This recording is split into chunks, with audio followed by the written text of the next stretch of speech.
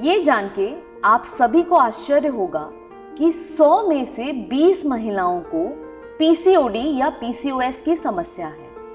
अगर हम ये रेशियो इंडिया में फर्टिलिटी सेंटर में विजिट करने वाली महिलाओं का देखें तो यह 100 में से 30 से 35 महिलाओं को पीसीओएस या पीसीओडी की शिकायत है।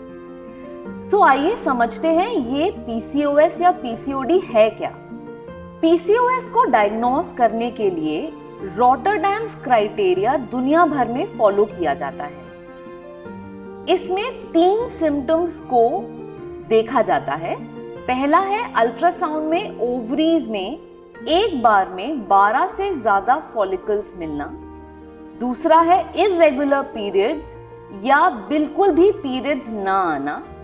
तीसरा है मेल पैटर्न हेयर ग्रोथ यानी कि चिन पे हेयर, चेस्ट पे हेयर ग्रोथ या बहुत सारे एक्ने ऑन योर फेस। अगर किसी भी महिला को इन 3 सिम्टम्स में से कोई भी 2 सिम्टम्स आ रहे हैं तो उस महिलाओं को पीसीओएस या पीसीओडी हो सकता है।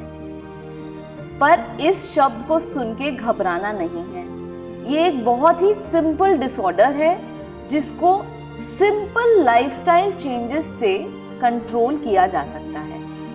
चलिए समझते हैं पीसीओएस यानी कि पॉलीसिस्टिक ओवेरियन सिंड्रोम या पीसीओडी पॉलीसिस्टिक ओवेरियन डिसऑर्डर होता कैसे है। रिसर्च में ये पाया गया है कि 90% पीसीओएस की समस्या जेनेटिक इनहेरिटेंस से होती है। इसका मतलब है कि ये डिजीज हम अपनी मम्मी से, मासी से या बहन से इनहेरिट कर सकते हैं। पीसीओ या पॉलीसिस्टिक ओवरीज तो जेनेटिकली इनहेरिट की जा सकती हैं, पर किसी महिला को पीसीओडी या पीसीओएस होगा या नहीं, मतलब पॉलीसिस्टिक ओवरीज की वजह से सिम्टम्स जैसे कि इर्रेगुलर मेंसेस या मेल पैटर्न हेयर ग्रोथ होंगे या नहीं, ये हम डिटरमाइन कर सकते हैं लाइफस्टाइल से। सो लेट्स अंडरस्टैंड कैसे लाइफस्टाइल इस डिजीज को कंट्रोल करने में हेल्प कर सकता है। So polycystic ovarian syndrome is a lifestyle disorder.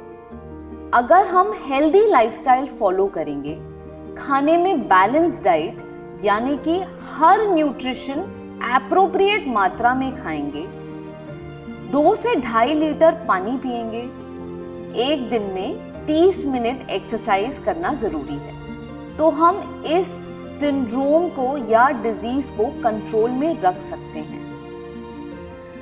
हमने अपने बुजुर्गों से सुना है कि अगर किसी महिला को पीसीओएस या पीसीओडी है तो उन्हें फैमिली प्लान करने में तकलीफें आ सकती हैं। सो फर्टिलिटी की समस्या पीसीओएस में क्यों आती है?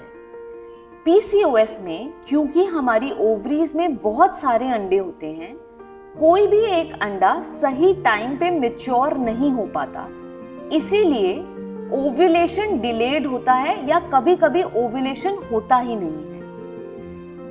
इस वजह से किस टाइम ओव्यूलेशन हो रहा है ये प्रिडिक्ट करना बहुत डिफिकल्ट हो जाता है और अकॉर्डिंगली इंटरकोर्स को टाइम करना पॉसिबल नहीं होता। तो अगर आप एक फर्टिलिटी स्पेशलिस्ट से मिलते हैं तो वो आपको ओव्यूलेशन के लिए बहुत सिंपल मेडिसिन्स देते हैं जिनसे आपका ओव्यूलेशन टाइम पर होने लगता है और नेचुरल प्रेगनेंसी आना बहुत इजीली पॉसिबल हो सकता है। अगर नेचुरल कंसेप्शन में प्रॉब्लम आ रही है तो कभी-कभी आपके फर्टिलिटी स्पेशलिस्ट आपको 1 स्टेप फॉरवर्ड यानी कि आईयूआई की सलाह देते हैं। ये एक बहुत ही सिंपल प्रोसेस है जिसमें आप आपकी अंडेदानी में जिस समय अंडा रिलीज हो रहा है सेम टाइम पे आपके हस्बैंड का सीमन सैंपल लेके यूट्रस के अंदर एक बहुत ही पतली ट्यूब के द्वारा इंसर्ट किया जाता है। पीसीओडी में रेयरली आईवीएफ एडवाइस होता है।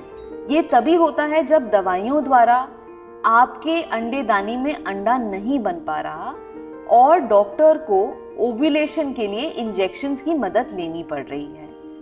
बट IVF का सक्सेस रेट थैंकफुली इस डिसऑर्डर में 70 से 75% होता है पर अटेम्प्ट।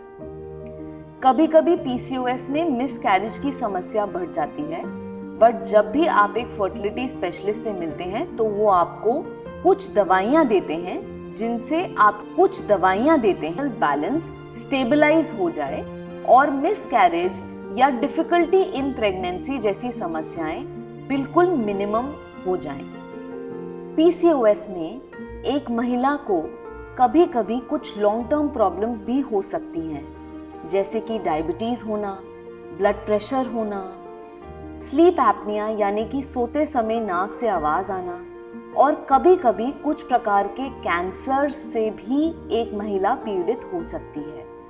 इसीलिए ज़रूरी है कि हम अपने आप को, अपनी लाइफस्टाइल को, अपने खान पान को, अपनी स्लीप को प्रॉपर रखें, जिससे हमें पॉलीसिस्टिक ओवरीज तो हो बट PCOS यानी कि पॉलीसिस्टिक ओवेरियन सिंड्रोम या PCOD, पॉलीसिस्टिक ओवेरियन डिसऑर्डर ना हो। तो दोस्तों, अगर आपको पॉलीसिस्टिक ओवरीज या PCOS PCOD की समस्या है और आप मां नहीं बन पा रहे हैं, तो इस समस्या से घबराइए नहीं।